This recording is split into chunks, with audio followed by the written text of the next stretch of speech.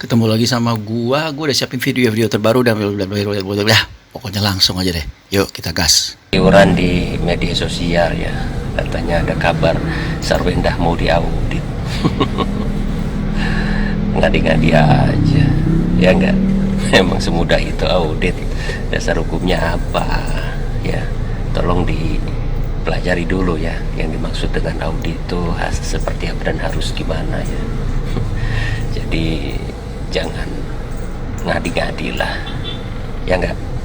Lagian audit kan harus ada persetujuan dari Sarwendah juga. Ya, jangan ngadi-ngadi. Gue baru tahu juga ya ternyata kalau mau audit tuh ada persetujuan dari yang mau diaudit. Kalau nggak bisa. Tapi gue rasa sih bisa jadi Sarwendah mau aja, karena kan dia pasti akan membuktikan bahwa semuanya ini memang keperluan. Dan kalau dia menolak berarti ada sesuatu yang dia sembunyikan kan. Tapi gue rasa sih pasti mau Sarwendah. Nah ini masalahnya kapan nih terjadi? Minggu depan kan, kalau nggak salah minggu ini nih akan ada sidang selanjutnya. Apakah akan hadir pada saat pas ulang tahunnya Ruben dan tidak ada Thalia dan Tania? Nah, gue nggak tahu nih dampaknya akan seperti apa. Kita lihat lagi nih. Ini waktu live mereka bersamaan ya. Tuh ada perbedaan mencolok Ruben yang nonton 2.000, 10.000 Sarwendah. Ada perbedaan yang mencolok ya. Ini sih nggak menunjukkan bahwa sesuatu hotspot ataupun fansnya Ruben atau fansnya Sarwendah ya. Kebetulan aja, namanya orang lagi live, kebetulan lagi banyak, kebetulan lagi enggak. Nah yang perlu kita perhatikan adalah ini kan live dagang ya. Sarwendah dengan produknya, Ruben dengan produknya. Kalau mau melihat mereka mana yang lebih unggul, istilahnya unggul dalam hal ini, kita lihat jumlah penjualannya atau GMV. Nah, kita bisa lihat jumlah penjualannya setelah ini. Nah, kita lihat tuh. Yang ngasih Sarwendah gift-nya banyak, tapi kan ini berjualan bukan gift. Nih ya, kita lihat jumlahnya dari Kalodata. Di Kalodata nih untuk menunjukkan bahwa penjualan dari Ruben dan Sarwendah itu terlihat semua secara jelas dan ini bisa diverifikasi. Maksudnya ini solid informasinya nih, kita lihat nih. Tuh ya, Sarwendah official pendapatannya itu 73 juta. Ya, 73 juta. Pendapatan video 7 juta.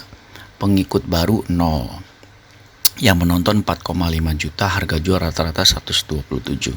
Berarti dalam dia selama live nih pada tanggal 22 ya, 22 Desember 2000. Oh ini postingannya 73 juta ya, di postingannya 22 Desember 2020.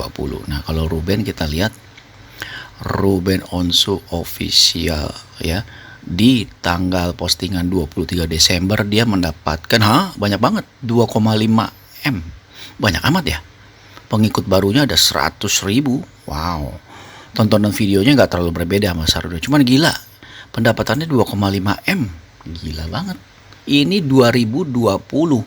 Berarti terhitung dari sekarang ini akan bertambah lagi. Itu baru satu video ya.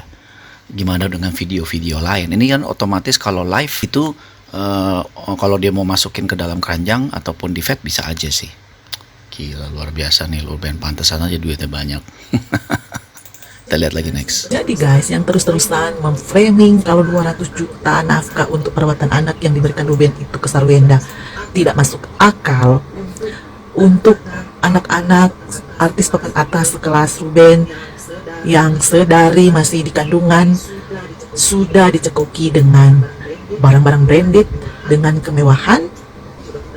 Coba kita lihat juga video yang ini. Nah ini videonya maksudnya nunjukin.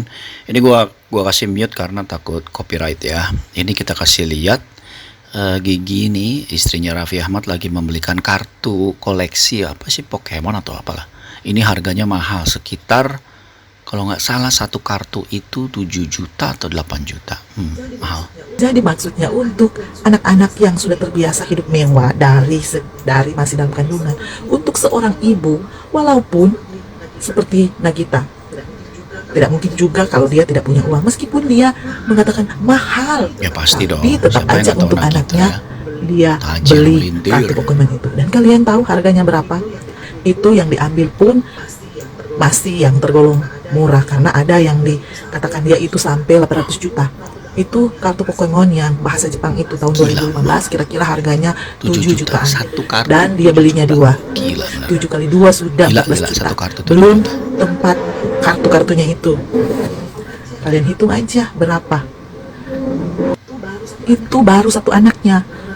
Baru Rafathar. Belum anaknya yang laki-laki kedua. Belum yang anaknya perempuan ketiga. Bayangin aja guys, berapa yang dia Boros keluarkan banget ya. untuk membeli mainan mainan yang kartu. diinginkan anak-anaknya. Jadi janganlah terus-terusan bilang, 200 juta itu tidak lazim.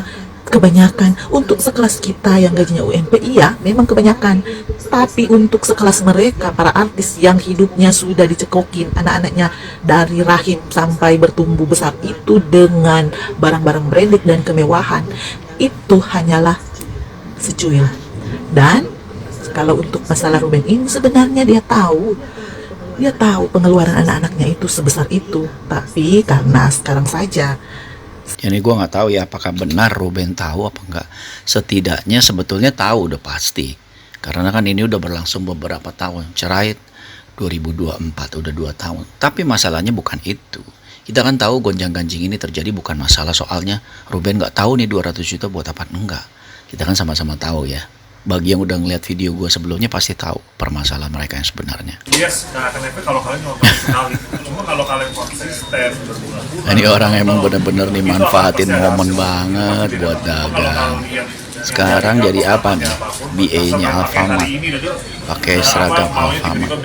Ini orang bener-bener pansosnya luar biasa nih. Gila. Kan bakal dapat hasilnya. Betul banget. Thank you Pak Pio buat tipsnya untuk mendapatkan Luar biasa emang.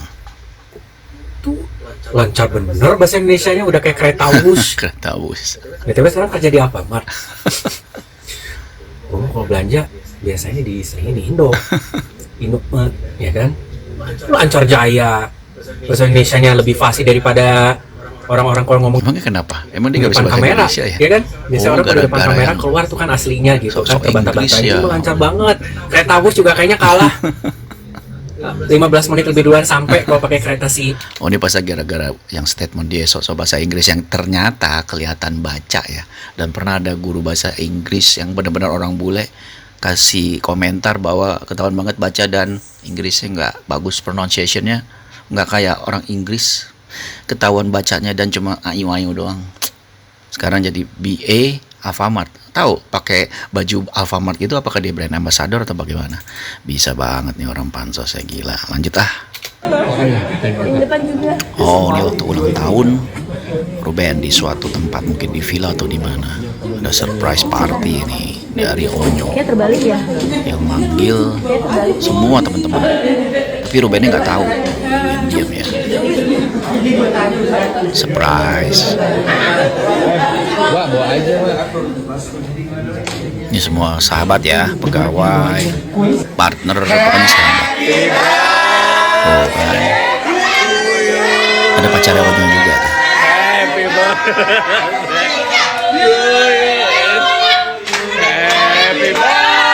Sayang sekali ya.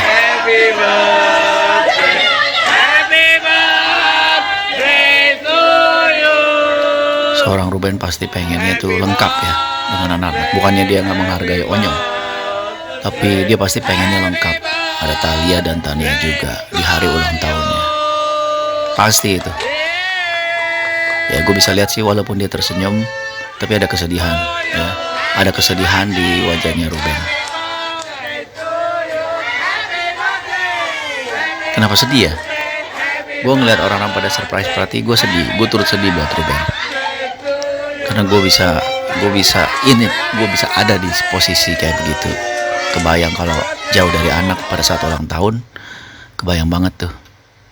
Nah kita bahas nih setelah ini, apa yang terjadi, kenapa nggak ada Thalia Tania, dan pengacaranya pun akan bicara. Yuk kita lihat. Warga negara yang taat hukum adalah warga negara yang menjalankan seluruh kewajiban hukumnya, bukan warga negara yang memilih-milih mana kewajiban hukum yang hendak dilakukan, dan landasannya adalah itu lebih menguntungkan dirinya. Jadi perjanjian yang dibuat oleh para pihak itu juga berlaku dan mengikat bagi kedua belah pihak itu seperti undang-undang dan wajib untuk ditaati. Ini sejalan dengan ajas fakta sunt servanda.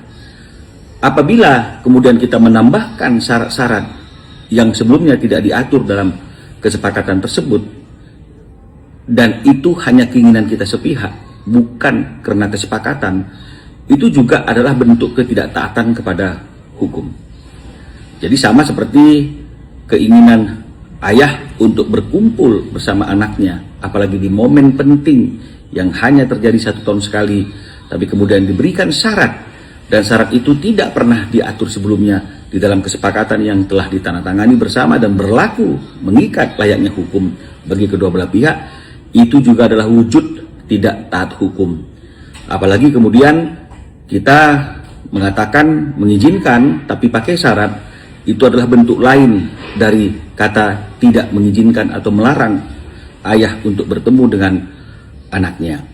Dan apapun perbuatan, pernyataan, sikap yang kami anggap itu bisa menjadi dasar di dalam proses gugatan hak asuh anak, akan kami jadikan satu landasan untuk mencerminkan bagaimana ayah mendapat kesulitan untuk bertemu dengan anaknya, dan ada syarat-syarat yang diberlakukan secara sepihak namun tidak pernah disepakati bersama dan tidak pernah tertuang di dalam kesepakatan yang ada bagi kedua belah pihak. Jadi marilah kita tidak menerapkan hukum secara sepihak, tidak mentaati hukum hanya untuk menguntungkan diri kita. Ya, ini sih gue setuju ya, bahwa memang di momen ulang tahun yang cuma 1 tahun sekali, kenapa ada persyaratan agar Ruben bisa bersama Thalia dan Tania. Mau urusannya sekolah, les, bahkan ujian pun itu kan bisa ya. Bahkan kalau ujian enggak lah, karena kan ini bukan momen-momen ujian. Cuma les, sekolah itu kan bisa sorenya, karena kan acara surprise partinya sore kalau memang niat. Dan ini akhirnya sebetulnya sangat-sangat ribet ya, dan akhirnya pengacaranya pun turun tangan bahwa ini merupakan bentuk ketidaktaatan kepada hukum. Nah, ini nilai plus nih buat Ruben dan nilai minus untuk Sarwenda nanti di sidang mediasi selanjutnya. Karena apa? Ini sangat merugikan dan menunjukkan bahwa ada upaya-upaya kesulitan, upaya-upaya yang disulitkan pihak Sarwenda agar Ruben bisa bersama dengan Thalia dan Tania saat ulang tahun. Sangat-sangat disayangkan bagi gue. Karena apa? Dampaknya setelah Bang Minola bikin statement di media sosial, ini dampaknya sangat besar. Sayang sekali.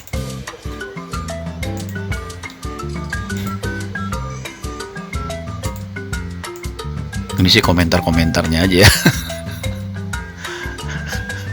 Ini kocak sih.